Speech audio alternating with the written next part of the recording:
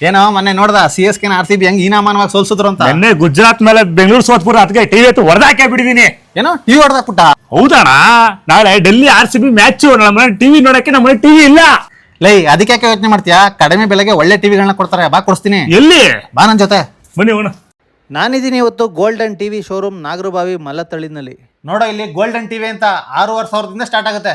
32 ಇಂಚು smart TV ಬರೀ 9,000. ಹೌದಾ? 40 ಇಂಚು smart TV ಬರೀ 12,000. ಹೌದಾ? 43 ಇಂಚು ಬರೀ 13,000. ಹೌದಾ?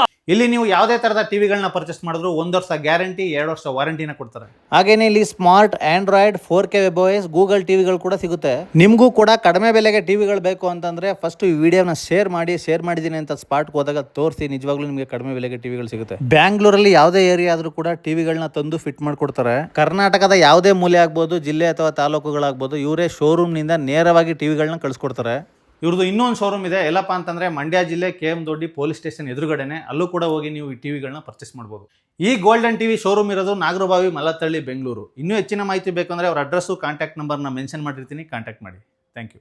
ಲೇ ಇದೇನು 1 ಟಿವಿ ಅಂತ 2 ಟಿವಿ ತಗೊಂಡು ಹೋಗ್ತಿದ್ಯಾ? ಗೋಲ್ಡ್ ತರ ಇರೋ ಗೋಲ್ಡನ್ ಟಿವಿ ನಾನು ಡವ್ ಬರ್ತಡೆ ಬರ್ತದೆ, ಅವಳಿಗೊಂದು ಗಿಫ್ಟ್ ಕೊಡ್ತಾ ಇದೀನಣ್ಣ.